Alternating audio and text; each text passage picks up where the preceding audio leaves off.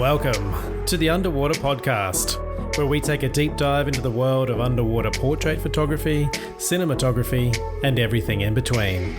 With me, your host, Brett Stanley.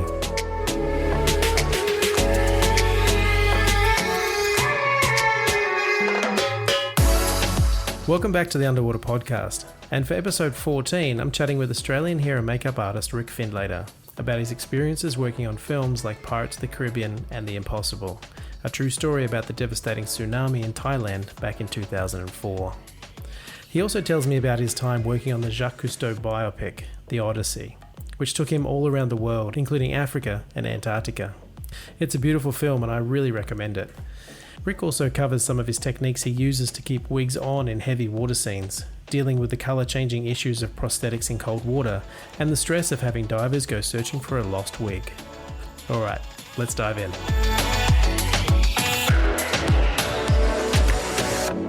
Rick, welcome to the Underwater Podcast. Thank you very much. Thanks for having me. Where are you at the moment? I mean, I know you're based in Australia. Are you in Australia at the moment? Yeah, I'm currently on the Gold Coast, which is on the east side of Australia, about 45 minutes south of Brisbane. And how are things there? Are you guys under quarantine? Australia's probably opening up a bit now, is it? Not as much as New Zealand, but everything's starting to relax. For example, before I took this call with you guys, you're at a cafe, there must be 50 people there. I'm not sure what their rules are of, separation, but it seemed like things are getting back to normal fairly quickly. You guys didn't really lock down as hard as we did here in the States, I don't think. Retail and stuff was still open. Yeah, it kind of was literally, other than any kind of social service business like a restaurant or, whatever else, everybody else just went to delivery, and I'm sure Uber Eats has made a fortune out of this. Oh, yeah. I think it's the time to be an Uber Eats driver, I think. Absolutely. And how did it affect the industry there? I know, Australia does a lot of international productions, but did everything kind of get shut down? Yes, and it was all a little bit strange. Like, we knew a little bit of a lead in to what was potentially coming up, because one of the members of the crew had a baby recently and had just caught a general common cold. But we were about to film with a huge amount of extras, all in full hair, makeup. It was pretty extensive. And then that they literally didn't make it to set because this one person that was totally integral to the production had been stood down for a 2-week thing pending the results, which came back negative. But that was a good kind of lead in for us. So, the alarm bells went up. And then I think within 3 or 4 days, we had stored all our stuff and most of us were back on planes wherever we're going. Yeah. And I know the US contingency was probably got one of the last planes out back to the States. Oh, okay. So no one got stuck there. Everyone got out. Nobody got stuck there, but I think there was also, for those that had come in from overseas, the production was very nice and just said to them, we'll accommodate you here if that's your choice. So I kind of wish that they just made everybody stay and then I'd be back at work by now. Yeah. Well, I have heard that and I think in Australia, actually, a production basically quarantined in a small country town and they kept filming. They did, and there's a really good article in Variety magazine on it, and they basically self-quarantined within the large group, whatever it was. It wasn't such a big film crew, but they very successfully completed the project with no cases. Oh, COVID. Wow. Well, yeah, really good. Good job. And how do you see things going forward? I mean, I think you didn't have many cases to start with, but are you going to start opening up full productions soon internationally, or is it only local productions? How's that going to work? I think because Avatar, for those that don't know, that's shooting in New Zealand, has just recommenced filming. So they brought everybody in from overseas that they needed to. And the producers are saying, they only brought in the absolute people that were vital to the production. So it wasn't like they just said, let's go again. And then I've seen quite a few photos online of my colleagues all wearing those big kind of medical grade, full plastic shields around their face and stuff. So it's definitely going to change everything, but it's just an unusual time. I have to say, I haven't minded the downtime at all. No. But now it's time to kind of kick back into things. Yeah. I think a lot of people I speak to in the industry have kind of been like, it's nice to actually not be able to work and not have to worry about it. Like to just sit down and do nothing or renovate your house or whatever. Yeah. There's nothing like not working when you've been told not to work. It's different if you should work and can work. Yeah. Because the guilt is there, but the guilt's The been taken guilt. away. There's always the guilt. That's right.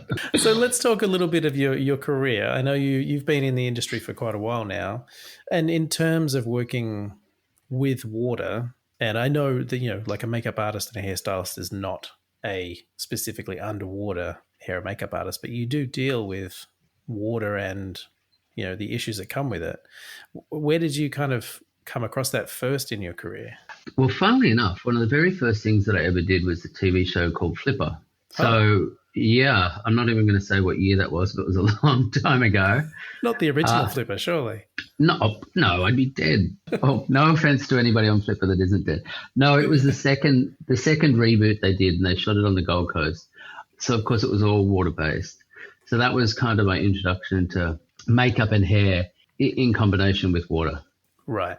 And how did you find that? Was it, coming from whatever training you had, was there a bit of a learning curve to make things work in the water? Oh, absolutely. And even, the makeup and hair industries come along enormously product-wise in the last 20 years. Like when I started, it literally was still kind of a variation of a grease paint.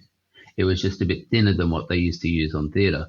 So it was very limited. And then there was the introduction of these things called ink palettes that are activated with an isopropyl alcohol, but they're extremely durable and perfect for any kind of underwater stuff.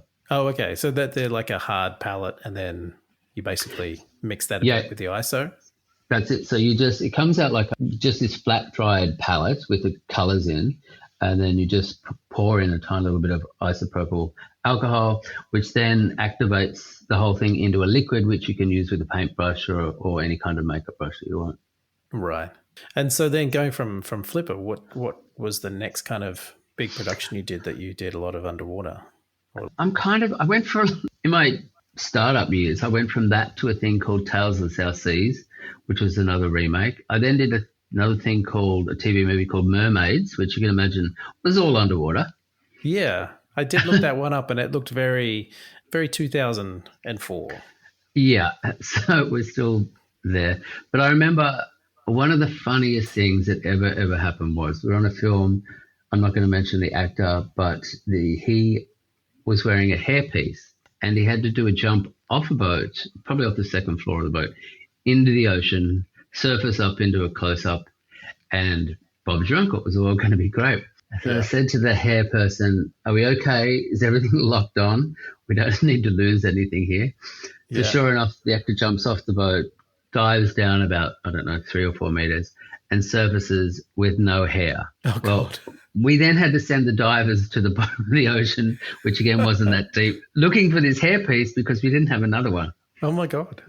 Yeah. So ever since then, I've learned to pay attention when you've got hair and makeup and water combined. Right. Yeah. So what would you have done differently there? What have you learnt from that in terms of getting a wig to stay on in those kind of circumstances? I've learned a lot. I've learned that I've learned a few clips doesn't quite cope with it. So what you have to do is make sure that there's a secure base on the actor's head. And most of the time nowadays what we do is we will apply a prosthetic glue to the actor's head. We'll put on another, it's called a bald cap. So it's this, you can make actors look bald with this particular kind of rubberized plastic. And then now I would glue and fasten the wig or the hairpiece to that actual plastic. So it's pretty much foolproof now, but then not so much. Right.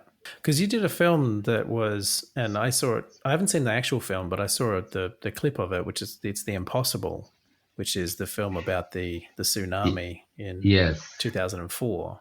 And there's a scene in that where Naomi Watts is basically hit by the tsunami and is, through the washing machine. What has she got on there? Is she wearing any wig or anything? Hairpiece? Yeah, she's wearing a full wig. And that was probably the most terrifying experience of my life because to film all those underwater sequences, we went to Spain and we shot in a city called Alicante. And within that, I had put the wig on the first time, having now known what I knew from the previous experience of losing the hairpiece, that we had to secure it quite well. I didn't really change too much, but Naomi would then be put into this tank that if you can imagine on the bottom of the tank, they built like a railway track. And within the railway track, they put these little cups that sat on the track. So the actors would dive down, secure their feet into the bottom of these cups, and then they'd be dragged at force right through the tank. So they'd be passing all the art department stuff. Things would be hitting her in the head, blah, blah, blah, blah, blah. All rubber, of course. But the first time I set her wig at the end of the tank, I ran down to where she was going to surface after all this.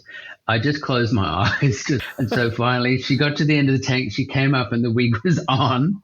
And nice. I was like, okay, I can do this. Because for the whole film I had one wig. But yeah.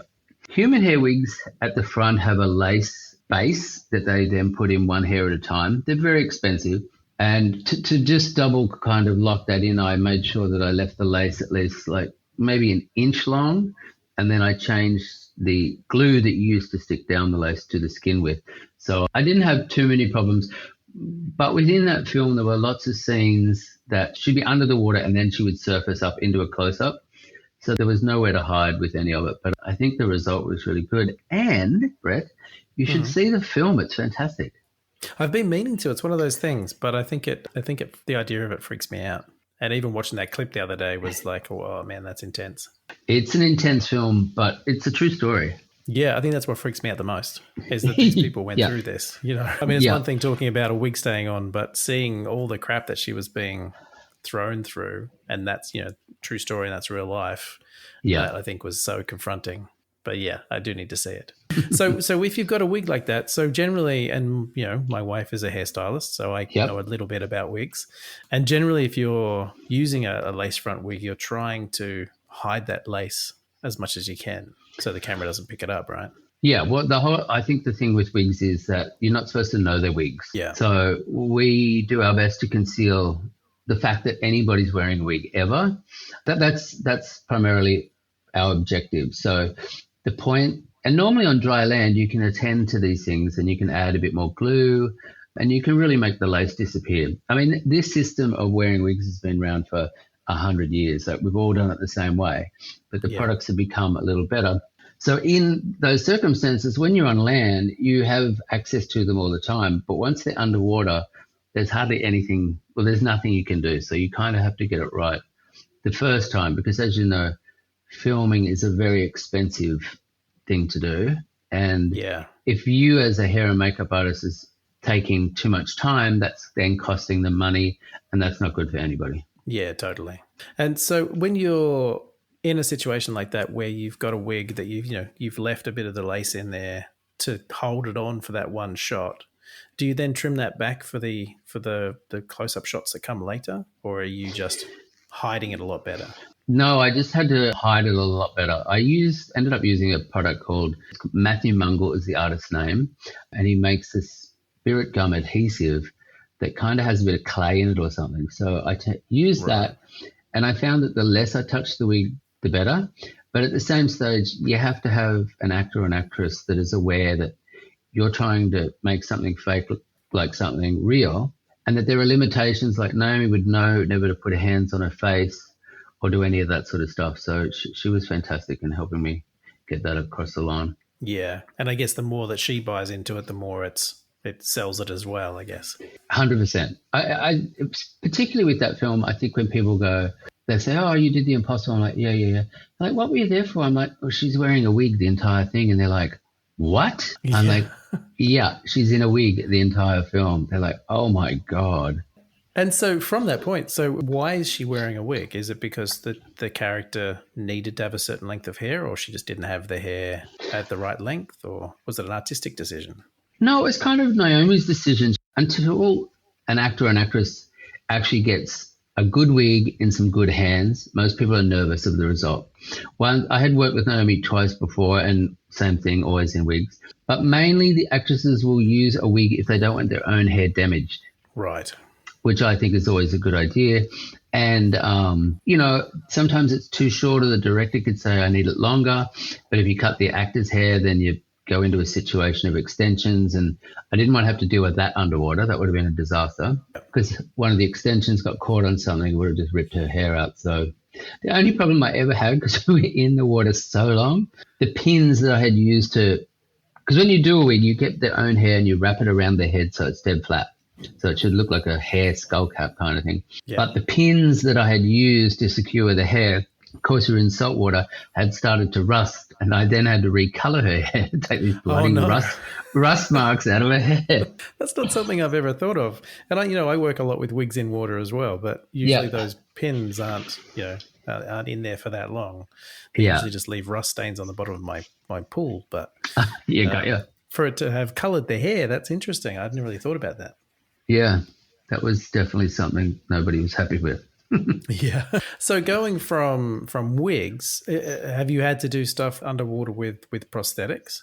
Yes. I'm just I think obviously the Odyssey, I don't know whether it was a film I did about Jacques Cousteau, who was the underwater documentarian. And is an amazing film, by the way. Oh, thanks. Yeah, I was really happy with it. Thank you. So anyway, we had a whole family that was aging, and Lambert Wilson, who plays the lead, had full face prosthetics. Yeah, full face prosthetics and a wig. So it just didn't get any worse in that film. I think I was saying to Jamie Lee the other day that we at one stage had Lambert was in the water with his son that was also in a beard, a wig, a prosthetics and a mustache. And for those of you that kind of don't know what diving apparatus looks like, it's a full mask and this really big, strange looking regulator that goes in the mouth. Well, if you've got a mustache or a beard or anything, they can be quite damaging and often lift off the whole setup. Yeah. But we were in Cape Town shooting off some island in the middle of nowhere, and we're both in Zodiacs, the support team. So I was in the other one, and I've got both the actors in the water, in the open ocean, doing this whole scene.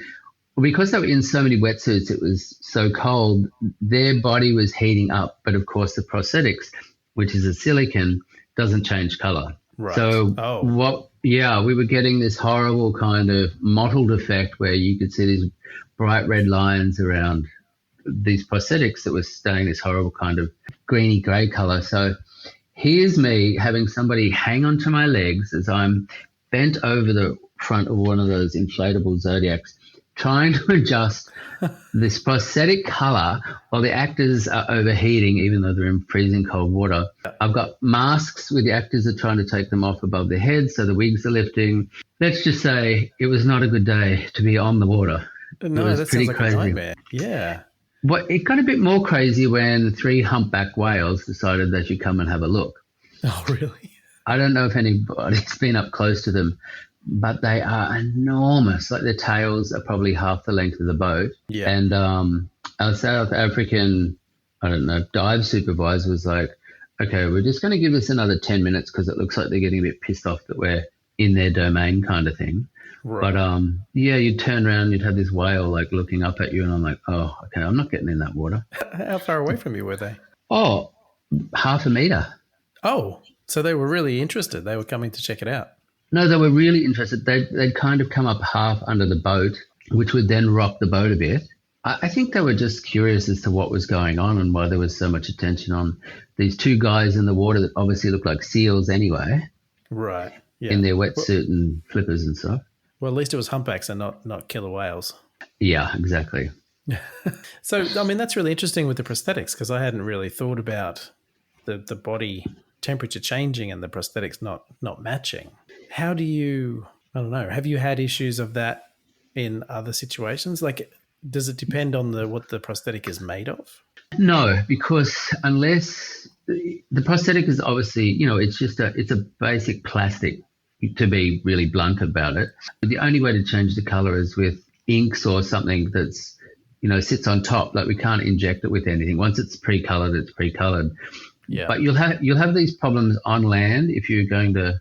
That film also, even though we're in Cape Town, we also went to the Antarctic and shot. Yeah. I had exactly the same problem about that. And I remember we sailed into the Antarctic into this gorgeous bay, and they had a whole heap of floating ice around, and the director's like, okay, we're going to shoot over there. And I was like, where? There. And I'm like, but that's not even land. I'm like, okay, here we go. So literally I have a photo of a very small film crew on this floating piece of flat ice, thank God, with the actor diving, getting in and out back up onto this floating ice. And then that's when I have to go in all the time and adjust the color because it will change by the minute. Oh, okay. Yeah. And is it easy enough for you to change? Like, can you take off the color and put a new color on, or are you kind of adding on all the time? That depends. A lot of people like to seal their prosthetics to keep the stuff on. I tend to like to not seal them so I can make those adjustments all day long if I want. Right. Yeah. But if you do seal them, it does become problematic. So you better make sure you get the color perfect from the start. Right. Yeah. Is there a difference between how you do stuff whether you're in like a chlorinated tank as opposed to like saltwater outdoors? I'll tell you what, when it comes to chlorinated stuff, it's more about wig color change because chlorine, as you know, will bleach a lot of things. It will also send a lot of things green. So if you've got an actress that's in a blonde wig, you have to really monitor that the color change is not happening all the time. Also, I find that if you're in a chlorinated pool, colors read dull down a lot more than they do in salt water. I don't know why that is. Oh, right. Yeah. But I'm always tending to bump up the color in chlorinated pools. Salt water usually reads a bit more true to life.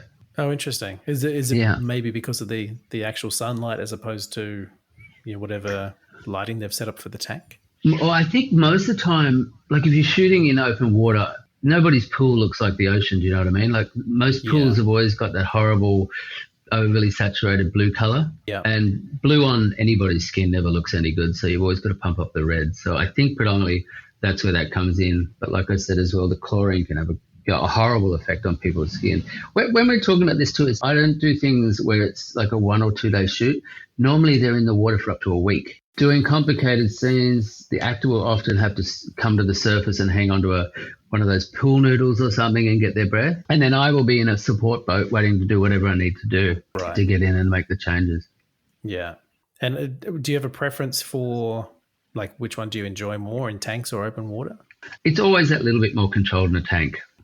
And you know that once, you leave base camp, if you're going to shoot on the ocean, you're not coming back for maybe 10 or 12 hours. The other thing with working with water in those locations, it's what are the facilities like on the boat. You have to take enough spare stuff because you're not going to be able to get anything sent out. And it always looks epic, so I do like the open ocean, but I like the ease of working in a contained tank. I remember I did a prosthetic on Orlando Bloom for the last Pirates of the Caribbean, and that was interesting because he started underwater and then came to the surface. And we had to test that quite a few times. I almost had to do like an underwater makeup and then have to change the colors once he got onto the surface because he had half a face full of crustaceans and stuff. Why would it change? Was it just the difference between the light going through the depth of the water, or was it the water itself was changing the color of it? It was a bit of the water itself because it was quite green. And then once he got up onto the boat, it was all at night. So the lighting within the boat was quite cold looking. They put those grey kind of lights on to give that night effect. So that was it was supposed to look like it was, crustaceans are like bone basically. So it was supposed to have this bony effect, but when he got out of the water, that kind of changed a fair bit. So we had to manipulate that. Did you end up having to do a separate makeup for the water as opposed to the dry? No, luckily enough within the scene, there was a cut point where as he rises up out of the water, it then cuts to the actor he's acting with, which was I think it was his son. So this is the beauty about filmmaking is that when you know that they're going to be on somebody else, you get that amount of time then to go in and make your adjustment so that by the time they come back around and they shoot him, you've already made the adjustment, but nobody's seen where it's taken place. And you're supposed to do it well enough that nobody can tell other than you, basically. Yeah, and that's the skill of it, really, isn't it? Making it seem seamless. Yeah, pretty much, we hope. Yeah. When you get prosthetics made or when you get wigs made, are you letting them know that they're going to be used in water, or does it not particularly matter? No, always.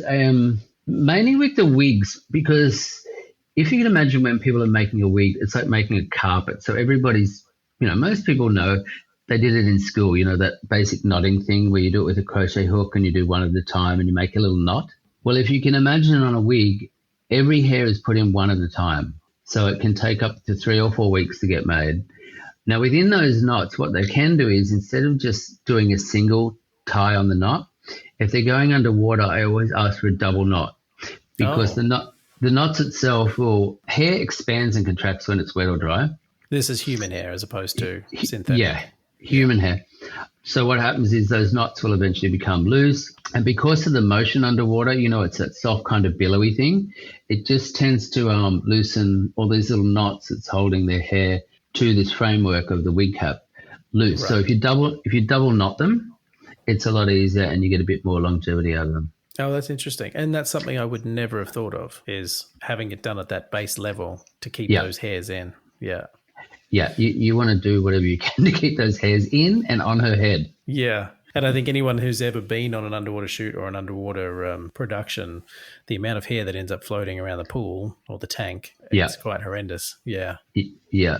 Hair for you must be a tricky one too, because I know a lot of times I've asked the divers to take down like a small propeller or something or a fan so that when they're shooting on the actor, I can get them to turn it on and create a current that flows towards them. It's a bit like being in a fan on land, so it's blowing the hair back. Yeah. But I remember a couple of times I was getting in so much trouble because the hair was getting into her face, and not through anything that I had done. It was just through the motion of the water. I think the current was going the wrong way, and they have to face them a particular way because of the light.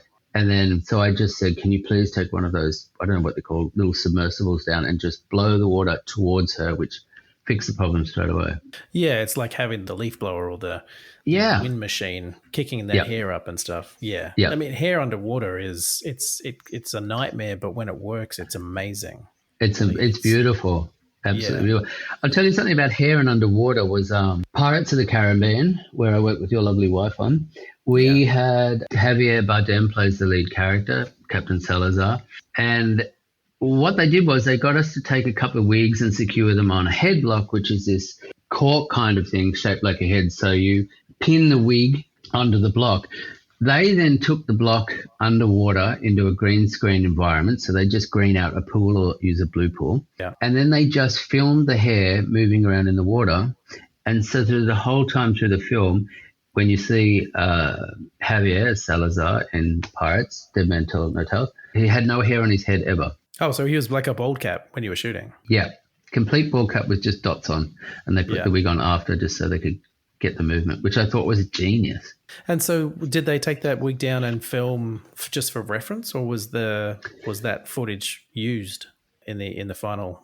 No, I think they asked us to give them one of his wigs. So I don't know how much they reference it or whether they mapped out the hair or something, but it looked pretty good, I thought. I was just fascinated that they could do that at all. I thought it was amazing. Oh, yeah. I remember seeing that film when it came out, and Jamie had given me a bit of an idea what was happening with Javier's, kind of look. Yeah. But then seeing him step onto the ship for the first time and then going, is his hair still moving? That's incredible. Yeah, it was good. That's amazing. Yeah. And have you done a lot of that sort of thing, like where it is that sort of special effects based kind of look for underwater stuff? Well, not so much, I think, other than like that TV movie Mermaids where you change some stuff up. But I've never had to do any more than just facial prosthetics, or maybe it's a bite mark or something from whatever it is underwater. But you don't usually, there's not that much for it. I tell you why is because unless it's factual or historical like The Impossible or The Odyssey, underwater shooting is very, very slow and very, very expensive. So I think studios would prefer it if, the script writers didn't write too much stuff in, so then it doesn't lead to much scope for us. Yeah, I think that whole thing with, remember Waterworld with Kevin Costner, Gene Triplehorn, that blew out. That doubled its budget because the problems they had shooting in water. Yeah, and that was huge. I recently spoke to the underwater DP for that. And yeah, he had lots of insight on that, and it was a huge film in terms of extras and cast and crew and all that sort of stuff. So yeah, and even like Avatar, the new ones, I think I can't even imagine how long it's taking them to shoot those kind of scenes that are mostly underwater.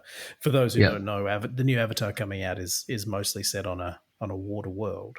So they're doing a lot of underwater motion capture. Okay, I didn't know that. Yeah.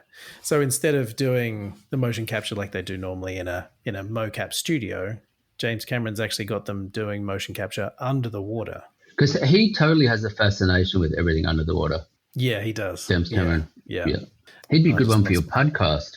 Oh, can you imagine trying to get James Cameron on here? That would be pretty cool. I reckon he'd probably love it because it's his jam. Yeah. It really is. I need to find someone who has an in with James.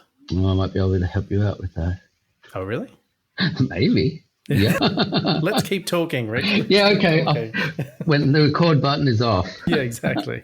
So for you, in terms of, I mean, we're talking about shooting what they call dry for wet, which is, when they kind of fake that it's underwater. Yeah. There was a bit of that in Pirates of the Caribbean, wasn't there, where they had built underwater sets, but they were dry? Yes, correct. And that's when they would put in the hair and stuff just to like sell the whole thing. But when we do dry for wet, it's more about costumes and just keeping the skin. Like if you're completely underwater, skin doesn't look wet. Skin only looks wet when you're above the water and it's been wet. So for us, as long as it's got a nice sheen on it, and then it's up to the CGI guys to do whatever they want to do with the hair, whether it's a wind machine or they slow it down in post or blah, blah, blah. But then I know that the costume department has to work double time as soon as they do wet for dry, dry for wet. Yeah, right. And do you have to do anything for the skin? Because, I mean, once you go under the water, you kind of, the colours start to dull a bit. The warm colours kind of disappear a bit. Do you need to kind of dull down their skin? Or is that a post thing? That's a post thing, pretty much. And speaking of post and underwater stuff, I remember I just had an experience where I shot in Toronto. And in regards to film and stuff and TV or whatever, the level of technology is crazy because I could walk up and then say to the DOP, oh, I think, you know what, that's a brown wig I've got on her and it's reading too red. And they'll be like, what? I'm like, it really does read red on camera.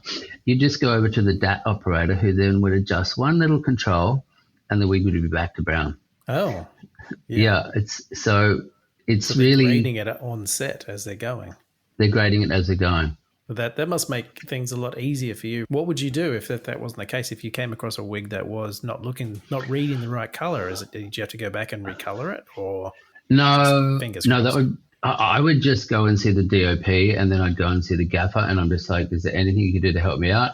Then the next step is it a filter that they put on the camera that's doing that, or is it the processing within the computers? So there's a whole heap of things. And luckily enough, everybody wants a good result. So it's also extremely distracting that if they've seen her in another scene and she's got brown hair and all of a sudden she's in the next room and it's red, it just doesn't make any sense. Yeah. And it takes them out of the scene. Yeah, completely. So for you, with this kind of career, have you got, I mean, you probably told me the stories already, but do you have any kind of horror stories of things that have happened when working with water? I mean, apart from your actor coming up bald? Oh, look, there's been heaps of times when it's not a horror story for me, but it's been horrific to watch that, you'll have an actor underwater. It's not necessarily makeup or hair at all, but you have an actor underwater, but you've got the scuba divers at either side. They then have to take some air, do the scene, and then get to the other support diver to get more air so they can stay submerged under for as long as possible. And I've seen a couple of beauties where, they just almost never made it to the other side. You're just this is not going to be good. But as far as hair and makeup stuff, I don't think so. I mean, I've had people, their mask is torn their nose off or their mustache is floating around and the fish is eating it somewhere and I've had to put another one on, or there's been all those sorts of things. Or you'll get the actor and they've wrapped them for the day and all of a sudden they walk in with their wig in their hand and you're like, oh, okay. I guess that just came off. Yeah, that's done. Yeah. Yeah, that's done. Thank you. And what about the most exciting thing you've done in terms of water? Oof. That you're really proud of? I think, look, I really like the Odyssey film. I thought it was amazing. And I've got to say most of my breathtaking moments, have been on the water, like to sail around the Antarctic with a film crew and be put into, getting out onto, they call it sheet ice, and you'll be in the middle of a film, doing this highly dramatic scene with people in prosthetics and wigs, yet they're all covered up in these clothes. And all of a sudden you've got this emperor penguin just decides to jump out of the ocean and come over and check out what you're doing. Yeah, right. Which, by the way, I'm 5'6" and it was almost as tall as me. Oh, really? They are huge. Wow. You're like, David Attenborough, you're not doing him any justice at all. They're massive. Yeah, that's right. Yeah. But I've also been, trying to get back into the small boats, the little dinghies that took you back to the main ship. And we were stuck between two sheets of ice that was closing in on us. And you could see the boat start to fold, keeping in mind that you can survive in that water with no protective gear for about 90 seconds. Which is, that's a fairly long time. Yeah, enough time to hopefully get you to some rescue. If the orcas don't eat you first. That's true. Or the penguins. Or the penguins. That's awesome, Rick. Just all that kind of information has been really, really cool. And hearing about, all the things that you have to take into account when you're working with water on set. Have you got anything coming up? I know the COVID's probably put the kibosh on a lot of this, but anything exciting coming up? Well, currently I'm in halfway shooting the last Marvel film until we've been stood down. So I'm just waiting to resume to go back onto that. And then after that, who knows? Yeah. But I do like those quirky films that, the things like the Odyssey, but you really do have to watch The Impossible. Just get a box of tissues when you do it. Yeah, I think that might be on the cards for tonight, actually. Great. I'll sit Jamie down. Yeah. Hey, thanks, Rick. It's been awesome to have a chat with you. No worries, anytime. Thank you, man. Thanks. See ya. Thanks for listening, everyone. And as always, if you like the podcast, please subscribe.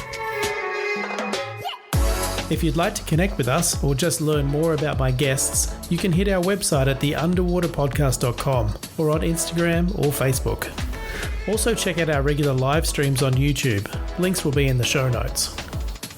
If you'd like to know more about my underwater photography workshops and mentoring, you can find me at brettstanley.com. The Underwater Podcast is presented and produced by me, Brett Stanley, and our music is Neo by Oh Boy. Keep creating, everyone. I'll see you in the water.